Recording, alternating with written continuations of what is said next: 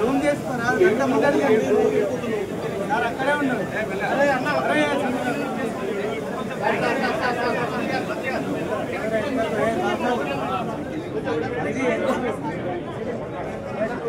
Camera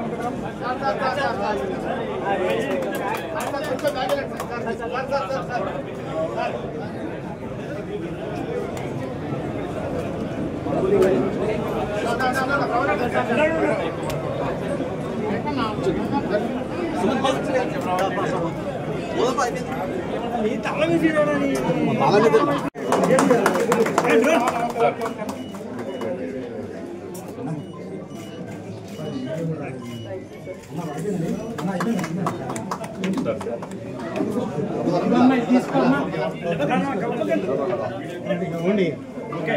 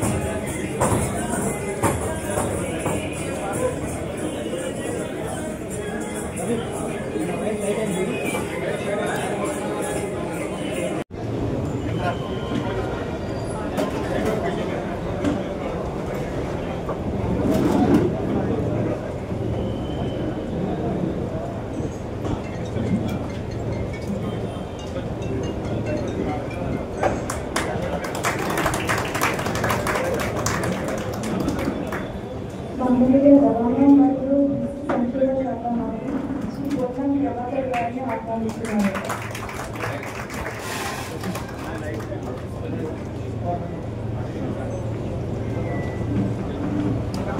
photographers గౌరవనీయ ఎమ్మెల్యేలు శ్రీ చిన్నరెడ్డి రామిరెడ్డి గారిని ఆహ్వానిస్తున్నారు.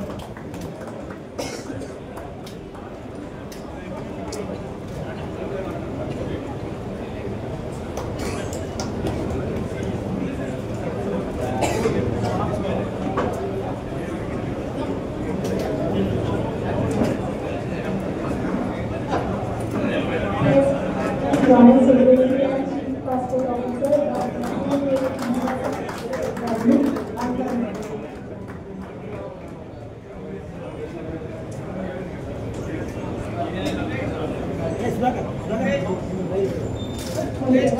మన ఆర్పిఓ శ్రీమతి జె శ్రీమతి ఐఏఎస్ గారిని మాట్లాడవలసిందిగా మనవి చేస్తున్నాం. Honorable Minister of State for Home Affairs, respected Minister of the Government of Telangana, esteemed members of the Legislative Council, dignitaries of the dais, officers of the Ministry of External Affairs, officials of the State Government, members of media, and my dear brothers and sisters of Karimnagar, Namaste. It gives me great immense pleasure and pride to welcome you all to the inauguration of Passport Seva Kendra in Karimnagar. Today is indeed a landmark occasion for this district and for those who are committed to making essential citizen services closer to the people. At the very outset, I would like to express our deepest gratitude to the Honorable Minister of State for Home Affairs for graciously accepting our invitation and spending his valuable time to inaugurate the center in his own function. Sir, your presence today is both a privilege and an inspiration. We are also grateful to the Honorable Minister of Government of Telangana as well as distinguished MLC for their graciousness and thank you for their appreciation. The Karimnagar PSK has already been handling about 230 applications daily with a processing cycle of 1 to 8 working days. With this new center, we will be able to increase appointments, expand capacity, and further reduce processing times. More importantly, the new premises provide modern facilities far superior to the earlier office, expanded waiting halls, improved counters, and other citizen-friendly amenities. I must also place on record a sincere appreciation for our public-private partner Tata Consultancy Services. Their expertise and commitment have been integral to setting up and operationalizing the center as they have been the success of Passport Seva program in the country. Friends, with the inauguration of Karimnagar Passport Seva Kendra, we are taking another step in empowering citizens, strengthening service delivery, and connecting the people of this region with opportunities across the world. With these words, I extend a warm welcome once again to all dignitaries and guests. Together, I'm confident we will make this center a model of service and effort. Thank you. Thank you, Andy. Namaskaram. Honorable Minister of State for Home Affairs, Sri Bandi Sandesh sir. Honorable Minister for Transport and Backward Class Welfare, Government of Telangana, Ponnam Prabhakar sir. Honorable MLC, Sri Anji Reddy sir. My colleague, Passport Officer Snehaja. Distinguished guests, brothers and sisters and friends from the media. Today, it is my distinct privilege to be here in Karimnagar, my first time to this city for the upgradation and opening of this new, better, larger and more modern, citizen-friendly Passport Seva Kendra. Karimnagar always had a passport office. It served the district and the neighboring areas very well. But with the growing population, the increased aspirations and the requirement of passports for all the youth, especially, it was necessary for us to strengthen the infrastructure. Today's upgraded center is a reflection of that commitment of the Government of India. You can see in this particular Passport Seva Kendra improved facilities for the differently abled citizens, for the child care. We have more than doubled the capacity of the Passport Seva Kendra. From the current 250 appointments, we have now the capacity to cater to 500 appointments every day. In Karimnagar, the appointment is available for the next day. As we all know, Karimnagar is a hub for students. Big cities should face any difficulty in accessing passport services. I thank you. Jai Hind.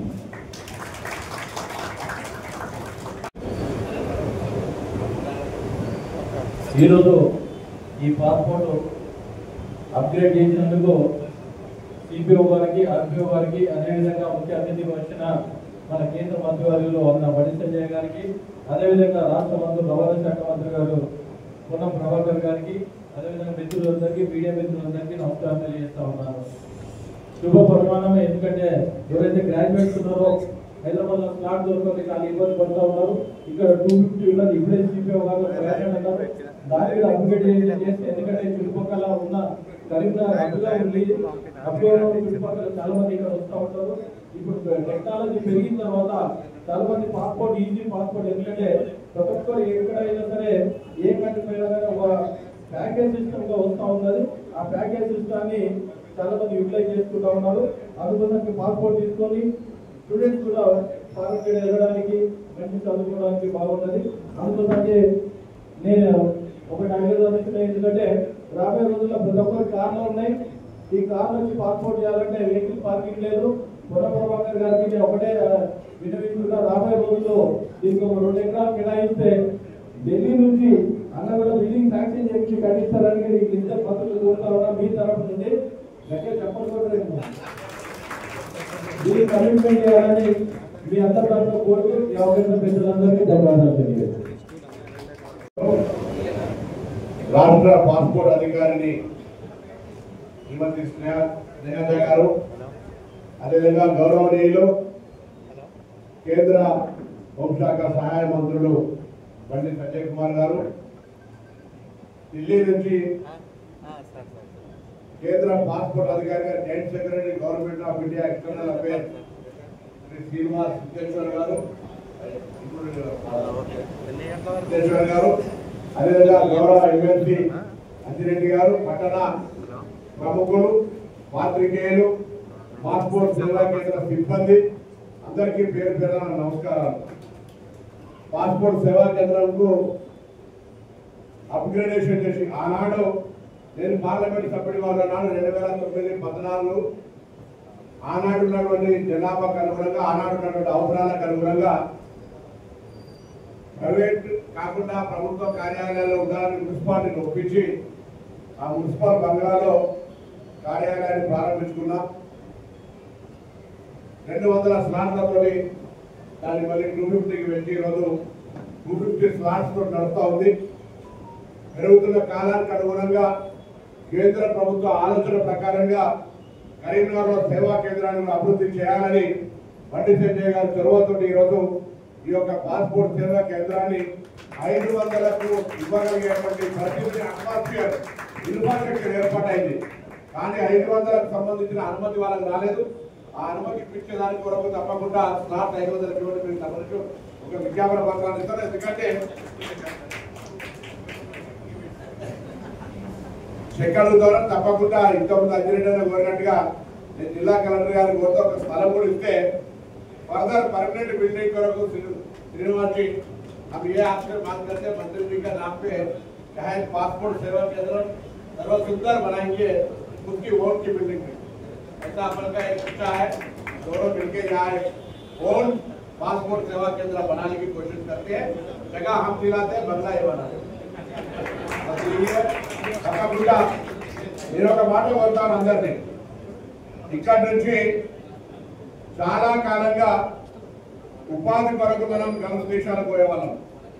నాకు తెలుసు passport కొరకు సికింద్రాబాద్ లో పోతే passport line నిలుచోవాలంటే మబ్బుల 4 గంటలకు రాత్రి 2 గంటలకు పోయి నిలుచునేటువంటి పరిస్థితి.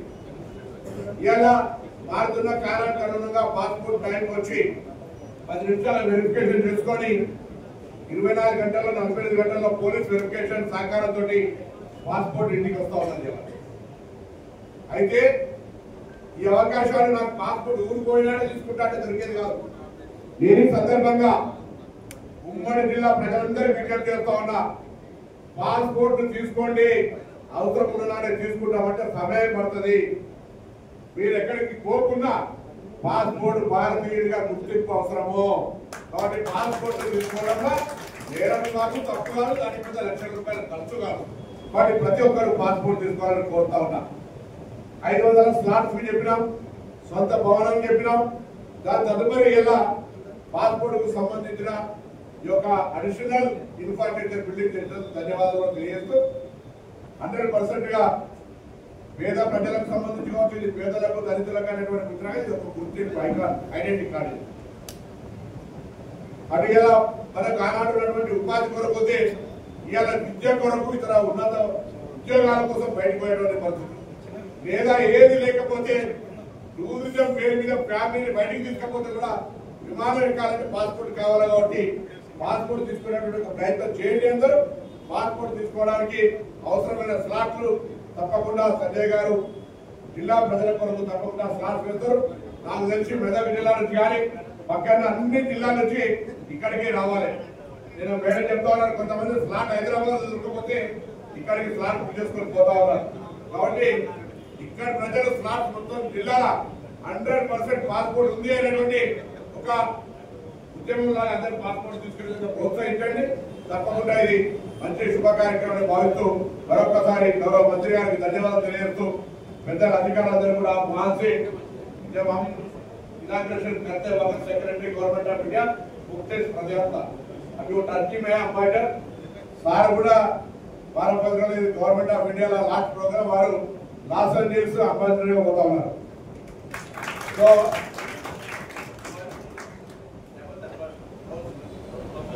Council general language so IFS को तो LLB में डिफरेंस नहीं है पॉलिटिशियन उसमें हाल कर रहा पर ఏదైనా వారికి కూడా हमारा जिला तरफ से आपको శుభాకాంక్షలు कहते हुए మరొకసారి అందరికీ నా హృదయపూర్వక అభినందనలు. నాకు ఐఎమ్ వెరీ హ్యాపీ సాటిస్ఫాక్షన్. నేను యాక్చువల్గా 15 తారీఖు కామారెడ్డి మీటింగ్ ఉంది. బ్రదర్ ఏమైనా పోస్ట్పోన్ చేసుకుంటామని అడిగిన అన్న మళ్ళీ నాకు షెడ్యూల్ కలుపుతున్నాను గోహెడ్ అన్న. కానీ మా ప్రోగ్రామ్ పోస్ట్పోన్ అయితే 100% రావాలి. పాస్పోర్ట్ నాకు ఆఫీస్ లింక్ ఉంది. ఈ పాస్పోర్ట్ ఆఫీస్ కొరకు ఆ రోజు 200 సార్లు తిరిగినా నేను నాకు ఆ తృప్తి నాకు ఎందుకంటే పాస్పోర్ట్ ఆఫీస్ అనేది ఆ ట్రాన్స్ఫర్ ఈ యొక్క అప్రెంటిస్ లో పాల్గొన్న మరొకసారి ఈ పాస్పోర్ట్ సేవల్ని జిల్లా ప్రజలకు ఇంకా ఎక్కువ సంఖ్యలో తేవడానికి ప్రయత్నం చేసి సాధించిన గౌరవ మంత్రి గారికి మరొకసారి ధన్యవాదాలు.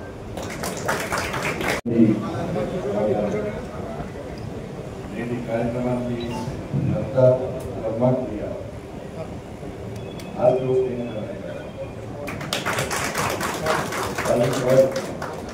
అదేవిధంగా గౌరవ మంత్రివర్యులు రాష్ట్ర రోడ్డు రవాణా సంస్థ దాంతోపాటు బీసీ సంక్షేమ మంత్రులు ప్రభాకర్ గారు మాజీ మానవ కూడా ఎమ్మెల్సీ అంజలి గారు అదేవిధంగా సిపిఓ గారు శ్రీనివాసన్ గారు వచ్చినటువంటి పురపాలకులకు పార్టీలకు పోస్ట్ ఆఫీస్ అమలు సిబ్బందికి పాస్పోర్ట్ ఆఫీస్ సిబ్బందికి అందరూ కూడా అందరికీ నమస్కారం.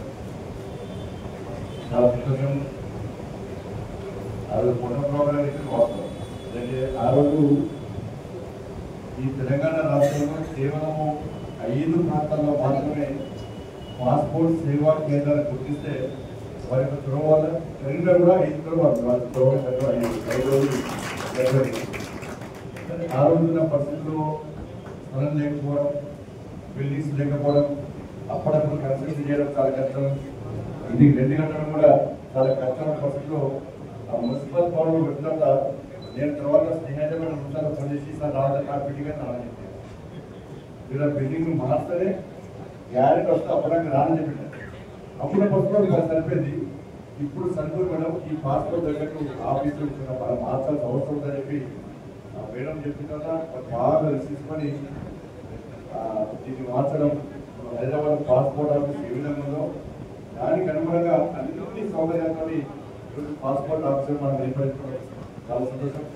వారు పాస్పోర్ట్ ఆఫీస్ తీసుకొస్తే 2022లో దాన్ని అప్గ్రేడ్ చేస్తున్నాం. మార్పుల డిమాండ్ పక్కన అనుగుణంగా 2022లో నేను కేంద్ర మంత్రివర్గం కలిసి సార్ దాన్ని అప్గ్రేడ్ చేయాల్సిన అవసరం చెప్పినాక అప్పుడు దాని మొత్తం పూర్తి స్థాయిలో దీన్ని పాస్పోర్ట్ ఈ సభ కేంద్రాన్ని అప్గ్రేడ్ చేయడం. మన దేశవ్యాప్తంగా కూడా గతంలో 150 ఉన్నటువంటి పాస్పోర్ట్ ఈ సేవా కేంద్రాలు కేవలం 550 దేశవ్యాప్తంగా. ఇద్దరు సింతమూరు అన్న చెప్పినట్టు శ్రీనివాసన్ గారు చెప్పినట్టు నేను కూడా పాస్పోర్ట్ తీసుకున్నప్పుడు నాకు 2 నెలలు పట్టింది. ఇప్పుడు భారతదేశ టెక్నాలజీ కనుకోవాలి. అప్పుడు ఏముండే పోయి ఒక నోటరీ కలవాలి, 2 బాండ్ పేపర్లు తెచ్చుకోవాలి, 12 స్టాంపులు తెచ్చుకోవాలి, ఒక టైపిస్ట్ దగ్గర పోవాలి, ఒక టీటీపీ ఆపరేటర్ దగ్గర పోవాలి, మళ్ళొక నోటరీ దగ్గర పోవాలి, నోటరీ పడ్డాక మళ్ళొక ఏజెంట్ కలవాలి, ఏజెంట్ కలిసాక కమిషన్ ఇవ్వాలి. ఇది ఏం లేకుండా ఇవాళ కరెక్ట్ 10 days కూడా పాస్పోర్ట్ వస్తున్నది. తత్కాల్ పాస్పోర్ట్ కూడా 2 days కూడా వస్తున్నాయి. దానిలో స్టార్ట్స్ చెప్పినట్టు 250 స్టార్ట్స్ వస్తున్నాయి. ఇది అప్గ్రేడ్ చేసినాం కాబట్టి తప్పకుండా దాన్ని 500 పెట్టడానికి నేను ఏదో మంచిగా వస్తాం అది వచ్చే ప్రయత్నం చేస్తాం.